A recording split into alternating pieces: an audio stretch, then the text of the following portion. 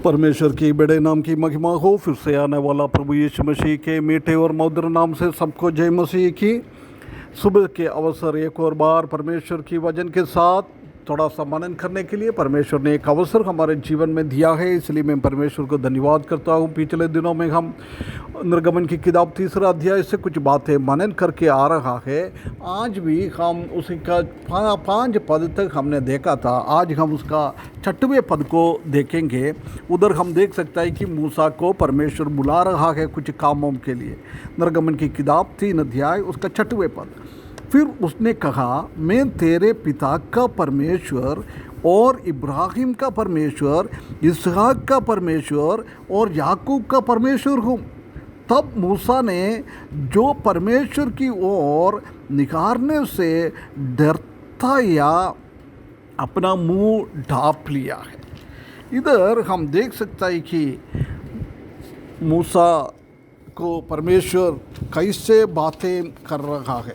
मैं तुम्हारा पिता, तुम्हारा गोत्र पिता, तुम्हारा पिता का मैं परमेश्वर हूँ। मूसा ने सोचा परमेश्वर इन लोगों को भूल गया है। पिछले 400 साल के ऊपर हो गया है, परमेश्वर का कुछ काम है नहीं है, ये लोग गुलाम होकर काम कर रहा है, अभी परमेश्वर उसको मदद नहीं करेगा, ऐसी सोचकर वो आगे बढ़ गया था। परंतु इधर हम देख सकते हैं कि वो उसको याद दिला रहा है कि मैं कौन है। गॉड इज़ फेथफुल, परमेश्वर विश्वास योग्य है। ही नोस यू, वो तुमको जानता है। ही कॉल्स यू, वो तुमको बुला रहा है। ही ट्रांसफॉर्म यू, तुमको रूपांतर करने वाला है। एंड फॉरगिव यू, तुमको क्षमा करने वाला है। ये स्वभाव ये 6वें पद में हम देख सकता है। पहले हम देख सकता है कि God is faithful to keep his promises. कौन सी वायदा है परमेश्वर ने दिया है वो पूर्ण करने के लिए मैं समर्थ हूँ। इधर सबसे पहले हम देख सकता है कि यहोवा परमेश्वर बोल रहा है, मैं तुम्हारा पिता और गोत्र पिताओं का परमेश्वर हूँ। ये हम 6वें पद में अभी पढ़ा है।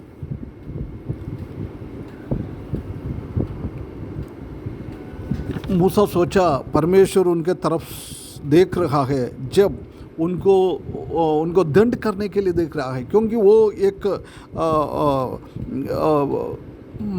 मारने वाला एक व्यक्ति है, दूसरों को घात करने वाला एक व्यक्ति है, इसलिए वो डर के परमेश्वर की ओर देख रहा है। परंतु परमेश्वर उधर हम देख सकते हैं कि उसका डर के जगह परमेश्वर ने अपना करुणा और अपना अनुग्रह, अपना कृपा उसी के ऊपर दिखाया है।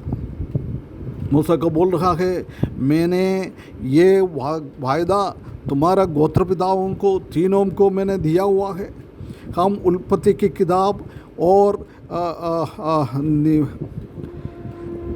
व्यवस्था का किताब और इब्रानियों का 11वां अध्याय में हम देख सकता है कि कैसे कैसे इन लोगों को परमेश्वर ने वायदा किया है। वो ये तीनों गोत्र पिताओं को परमेश्वर ने प्रॉमिस दिया है, उसी के ऊपर उसी को वो अभी वो दया दिखाया है। इसलिए मैंने उन लोगों को बताया है, वो बातों में मैं अभी भी क्या है याद है, मेरे को अभी भी याद है। अभी तुमको भी मैंने ये वायदा पूरा करने के लिए तैयार हूँ, परंतु क्या चाहिए, तुम एक विश्वास योग्य होना चाहिए, एक विश्वास का पात्र होना चाहिए, जब मैंने तुम्हारे जीवन में भी काम करेंगे। प्रिय भाइयों बहनों, आज हमारा परमेश्वर हमारे जीवन में भी काम करने के लिए तैयार है, क्योंकि हम परमेश्वर के ऊपर भरोसा रखने वाला लोग होना चाहिए। इधर हम 4 तरीके से परमेश्वर ये बात को बता रहा है। सबसे पहले बोल रहे हैं the god of Moses father, मूसा का पिता का परमेश्वर हूँ मैं। मूसा का पिता को हम देख सकते हैं कि अमराम है, वो अमराम का पिता है। ये बताता है कि परमेश्वर ने पहला उनका पिताजी के नाम से उसको पहचान देता है। परमेश्वर ये बताता है कि पहले उनका पिताजी का परमेश्वर है बोलेगा तो उससे से एक हम वो उसको बता रहे हैं कि मैं कुछ साल पहले की अब्राहम, इसहाक और याकूब को दर्शाया वो पुराना परमेश्वर नहीं है, मैं अभी भी ये परमेश्वर है काम करने के लिए, मैं तुमको जानने वाला है, मैं तुमको केयर करने वाला है, मैं तुमको कंसर्न करने वाला है, तुम्हारे हर एक ज़रूरतों को पूरा करने वाला एक परमेश्वर है, आज का परमेश्वर है।